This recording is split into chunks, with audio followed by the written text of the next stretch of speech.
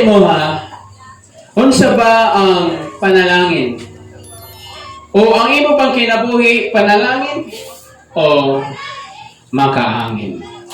Ikaw ba usa ka blessing o blessed? Now, tanaw na to karon ang blessedness na ginatawag. Unsa ba ang word na blessedness? So, matod pa sa uban ng mga scholar, is about pagkamalipayon, pagkabulahan, pagka-happy. Now, today, ato ang tun-an ang tulo ka klase nga tao. Amen? Ato ang i-describe kung kinsa kining tulo ka klase nga mga tao na ato ang pagatun-an ang ilang mga attitude o asa bata na bilong dinhi dapita. Kining tulo karon na atong pagkahisgutan. Walay tao na wala nagakinahanglan og panalangin, amen? Bisan pag di ka mangalagad sa Ginoo, you need a blessing. Samot ang nangalagad ka sa Ginoo kay naa kay pagagamitan. Now, kung atong basahon ang Psalm in chapter 1, kini sa nagahisgot sa may tungod sa kinaalam sa salmista og nagapokus kini nga chapter 1 sa pulong sa Ginoo. Kay ang pulong sa Ginoo mao ni ang panalangin kung ato aning i-obey o ato aning pamalandungan o ang ultimate na paghukom sa Ginoo sa niadtong mga dili mo obi sa iya. So kini gitawag siya ng wisdom psalm o kinaalam nga salmo. Unsa ba ang salmo? Kini sa ang mga sinulat sa mga writers sa mga sa Old Testament sa panguna ni King David. Usa ni sa kakanta sa ilahang pagdayeg is written of man to God. It is not from God to man, but it is written, it a song or singing or a song gikan sa tao ngadto sa mura sa balak ba na gusto mo i-express ang imong kaguol, i-express ang imong kalipay, i-express ang imong pagpasalamat using the song. Kinsa na nakaagi kanang namati og mga balak sa bauna balak. Alam mo yung sungkiton na ko ang bulan, iapak sa imong agtag. Kinsa is a prayer sa mga salmista sa ilang pagpakita, sa ilang kasubo, kalipay, pagtuo sa ilaha nga Dios. Now, tulo ka mga tao na ato karong i-identify kining gitawag na blessing of the Lord. Titagot og panalangin sa Ginoo. Hello, gusto ba ka og panalangin sa Ginoo? Tun-an nato kung kinsa kini sila.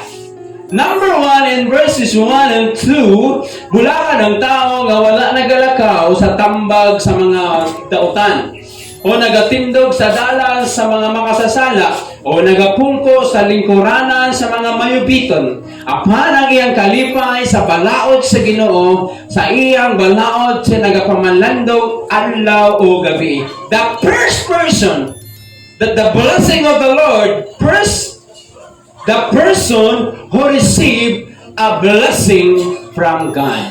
Hello. Kinsa karon ang nakadawat sa panalangin sa Ginoo?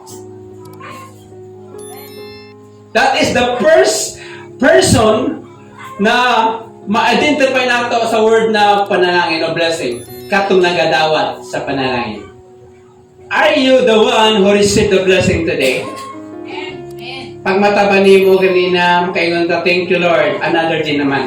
Another day of sorrow and joy. Another day of pamalandong o pagbahaka. Another day of pagsinggit o paghilak. Number 1, the first person is, I don't know kung kita ba isa ni ini. The person who received the blessing. Ingat sa Bible, bulahan ng tao na wala galakaw sa tambag sa mga dili Diyos lang. O nagatindog sa dalan sa mga makasasala. O nagapungko sa pungkuanan sa mga mayobitan. O ang iyang kalipay ang pagpamalandong sa pulong sa Ginoo adlaw o gabi. First is ang covenant sa Ginoo. Kung tag covenant unsa ba nasa? Iyahang gitawag nato pakisaad na akay gihimo na murag paper siya na pamatuod na naakay gisaad og naa kay gipirmahan. That is God's covenant asa nakubinan with the Israel, made it clear that He would bless their obedience and judge their disobedience. Sa balaod sa Ginoo, although nag-pronounce siya ang blessing, nag-pronounce po siya og tunglo. Kung gusto ka i-bless sa Ginoo, you must be obedience. So, wala diyang ganahan tunglo, no? Pero masugutan sa dili, pag-obey sa Ginoo. Tunglo din ang atuwa. But salamat kay Kristo na namatay sa krus sa Kalbaryo. The person described here sa verse 1 and 2 meet the condition and therefore God bless him. Ang saka ang condition na iyahang nasugata. Una, wala nagalakaw sa cancel. Wala nagatuman sa tambag sa mga religious na. How many of us na naay mga problema moduol sa mga dili Kristohanon?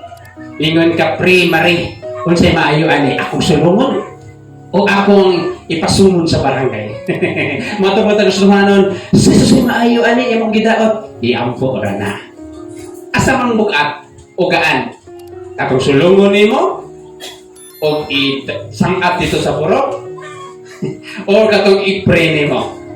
Muna sa Bible, bulahan ang wala lakaw sa tambag. Kaya tungod kay ang real person, ang common person is kita tanan as a Filipino, hilig ta sa panimalos. Amen? Kung mutanaw ta sa mga movie, mutanaw ta sa pelikula, so makita dyan nato ang ihang dagan sa pagsugod, tunga-tunga sa ending, is all about revenge. Hello. Kinsa nakaagi na manimalos ko. Mauna ang i-advise sa imo, ha. Puro pagtagbaw sa imong kasuko.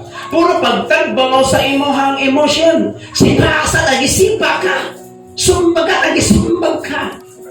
Ingon sa Bible, kung nagisagpa ka, ihatag parang pikas. Wala makahimo na. Sagpa o, isagpa, prison. Di man na mahimo kung wala ang espiritu. Manengon niya, paglabay kag bato, balutig tinapay, yahan. That is the Bible principle. Tilapay ang tinapay, di ba? Walay palaman. Saan man tinapay, tilapay, walay palaman. Butang i-ogan. Ladies Joyce.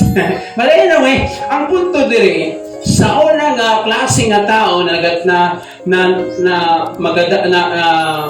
is about the blessing of the Lord is ang nagadawat. Kini sila na nakatagbo sa standard sa Ginoo. Dili mo dawat og tambag sa taong religious na. So, although dili man tanan ang itambag nila is puro daotan. Dapat kabalo ka mo timbang-timbang. Pag maingon lang sila, paubos lang ka. It's very good. Kung maingon sa, nabahay po. Na, ikaw ra may kamot. I remember a pastor na friend na ko. Nag-away sa siyang ugangan tungod sa uling. Ingon tong umagat, sus! Kailan pa sa sakua kanya ito? Gugdog na ko nagsundang. So, nalimot sa na pastor di Aisha. Sukla niya yung umagat. Kitungod lang sa isa kasakong nga uling.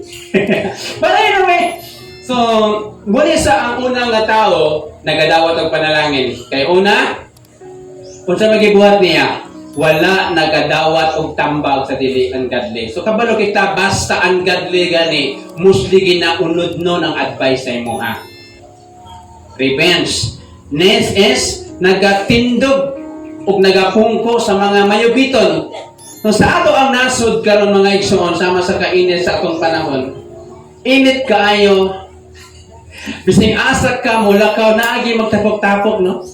Bising asa ka mo ato, naagi makita ni mo na kan ba, ganaan siguro.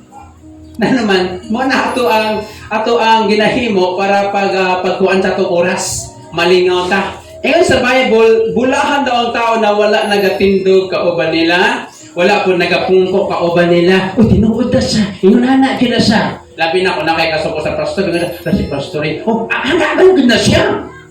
Isakyan na, gimarisol na. Sa Marisol. Sol. Oh. Ingon sa Bible, bulahan. Kaya kung ingalana ang atong kinabuhi, maglisod tagdawat sa panalangin sa Ginoo. Amen? Gusto ba ka makadawat og panalangin? Ayaw dawata ang advice sa mga ungodly na makadaot sa imuha. Ikaduha, kay mingo sila sukli, pasli, panimula si mo o gina ang ilang mindset. Kaya di sila gusto na kanang naay mudaw-daot po sila. But the Bible say you must to pray for them and bless them. Muna ingon sa Romans chapter 12. Then, magapungko o magatindog sa mga ginahimo sa mga taong walay lingawa. Hello? Pag naay mo agi, ila ba ka ato? Na, alauna niyo gabi iba. Silabot na to sa kinabuhi nila. Okay lang kung natin sweldo. Kung ingon sa Bible, bawal na. Okay lang kung atong isulti, puro good things, makatapang para sa iya. Now, verse 2, but his delight, ano ang delight? Iyang kalipay sa balaod sa Ginoo. O sa iyang balaod, nagapamalandong sa adlaw o gabi. Unsa ba imong gipamalandungan sa tagapungko ka? Ingon sa Bible is meditate night and day. Unsa ba ang gipamalandungan nimo? Kung unsa imong ipaniud tuon niya, kung unsa imong gikaon ganiha, kung unsa imong gibati karon. So kinahanglan nimo pamalandungan ang mga pulong nimong nabatian kanina. You must meditate. Plano di sa Ginoo na muuswag ko. Ay, malipayon dahil kung naasa pala sa Ginoo. Ay, mas malipayon dahil kung mag-ampo. That's mo na ito ang pamalandungan. Kaya kung mamalandong ta sa kakulangan sa itong kauban, musa mo tag Hallelujah. Okay? Nakuha na ito. If we want God's blessing, we must make the foundation. Kung gusto kang panalangin sa Ginoo, ato ang dawato ng standard sa Ginoo. Ayaw dawata ang kinabuhi sa mga wala diya sa Ginoo. Ikaduha, ayaw pungko, ayaw tindog, kauban sa mga hilig mo lipak. Sultan Kudarat. Na naman, musugod ka sa dili, maangin ka. Gisulti ra ba ni Kuan? Mani ka wala po kadumdum. Malintan na nato. So, wala na, nakagamot na ang atong istorya. So, mahimo na tanonog Kuan, malipot mo ha. Kung natin kalipay, kay gukdon naman ta, og sumon. We must be in the Word of God, in verse 2, delighting in the Word, meditating, and we must work together sa pulong sa Ginoo. Pinagi sa to ang pag-apply nini. So, muna sa ang una nga tao, the first kind of a person na related sa blessing sa Ginoo, the person who received the blessing. Number 2, na umanata. Verse 3.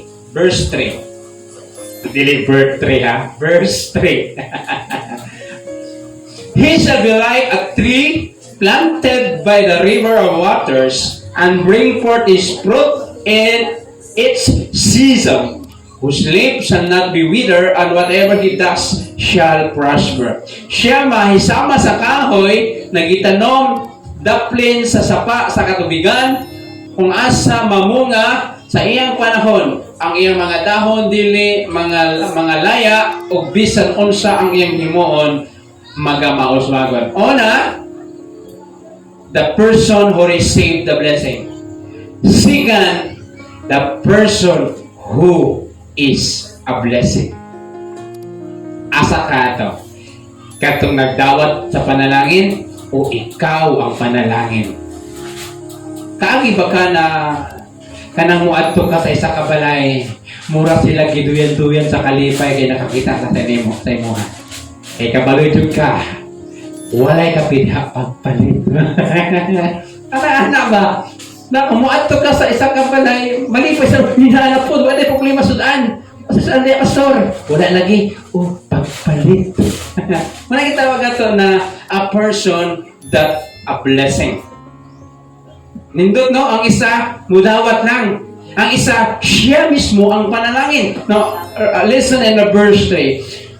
Siya sama sa kahoy na natanom daplin sa supa sa katubigan. Kining kahoy na natanom sa tubig, dili kini mamatay. Tama di ba? Logic mo kita nato. The same ang sa katao, once na panalangin ka, dili jud ka mahutdan.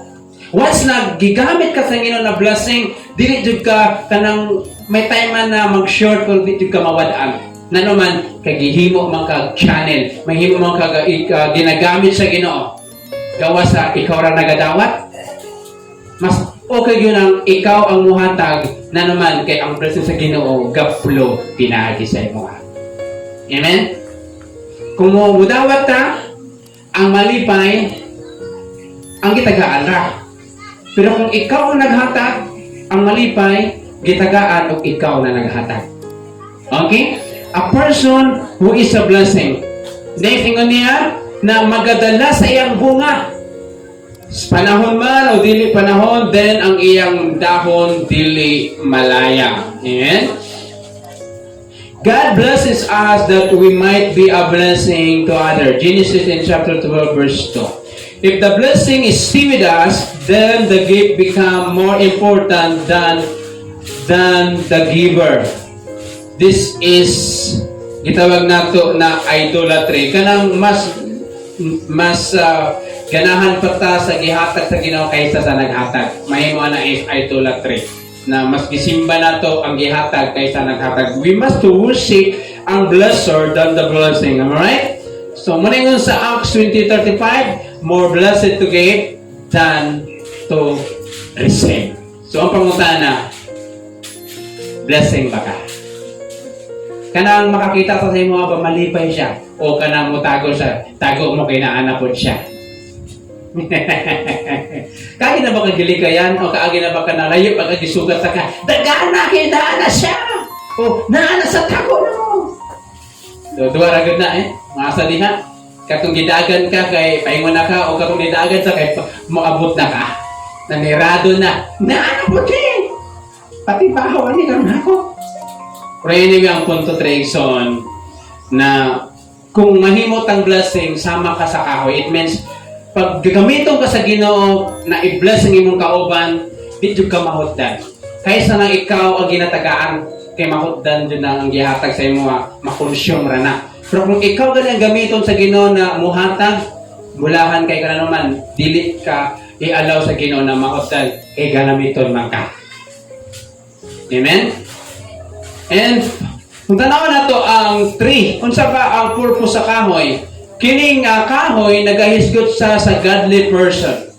Then ang kahoy is alive, buhi siya, beautiful, sama sa imuhang katupa, tanawa daw.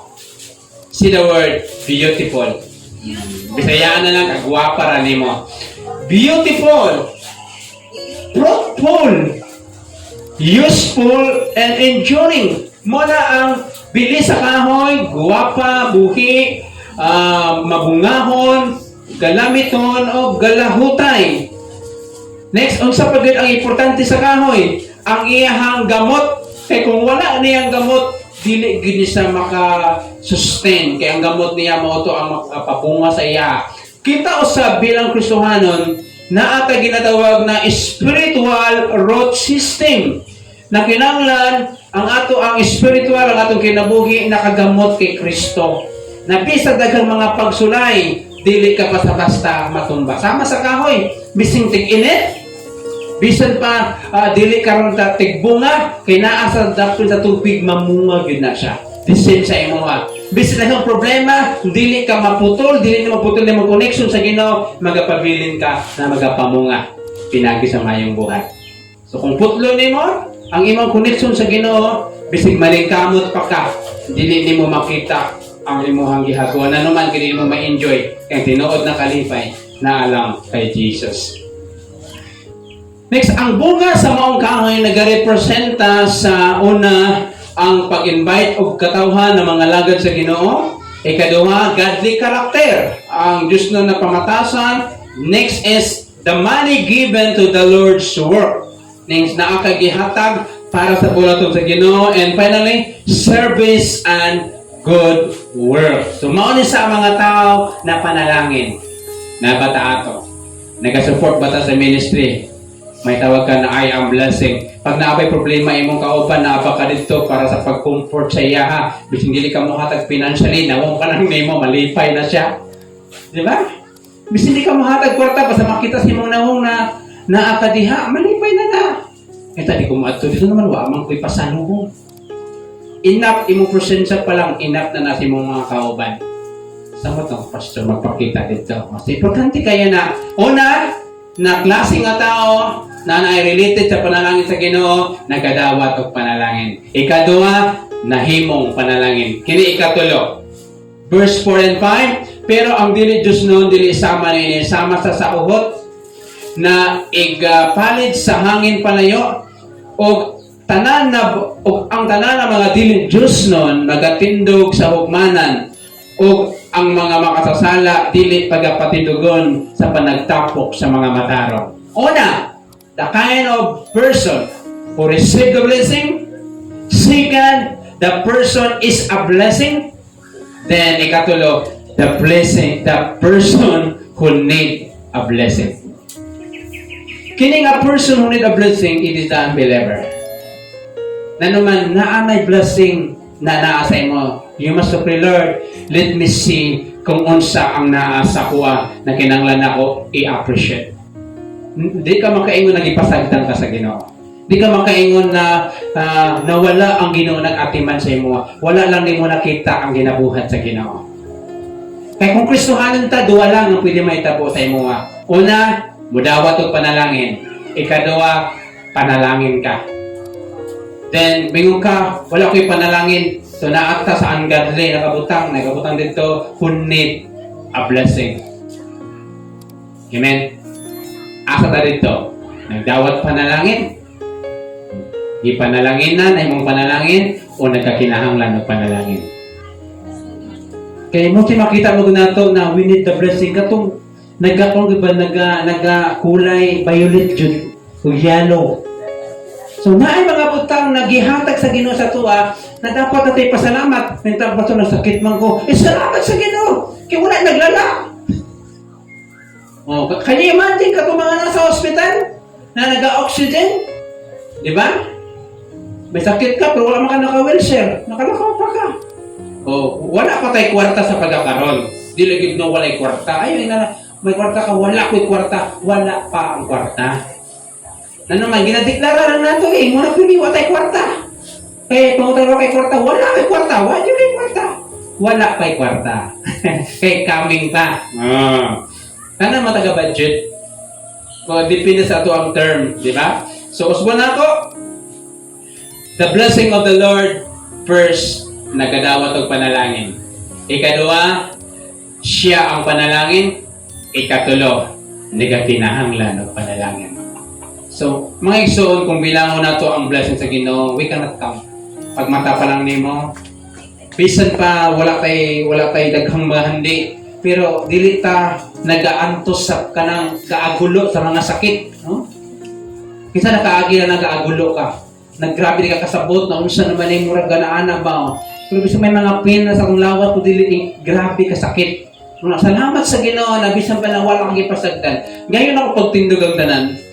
So, usbo na po mga igsoon, asa pa atong pilion. Dito mo pili atong that person that needs a blessing. Na naman dili ka kasuhanan nato. Kay musugot lang sa dili, bisay wala pa kagigunitan karon you na anay blessing gihatag ang Ginoo sa imo. So, duha ka butang, mamili ka. You must receive the blessing or you be the blessing. Kung yung ka, Lord, gusto ko na himo kong panalangin. So, kinahanglan nimo ang pagtuo. Kinahanglan nimo kung unsa man ang gihatag sa Ginoo, you need to contribute or share para sa buluhaton sa Ginoo. Dapat ang imong kinabuhi, ma-blessing jud ka, dapat imong pagpanulti, ang imong panlihok para mahimo kang blessing. So, it's not about na mag-aatag kang milyon diha. It's about the way na pagtrato sa ato ang kauban sa pagpangalagad, mahimo na kang panalangin. Amen?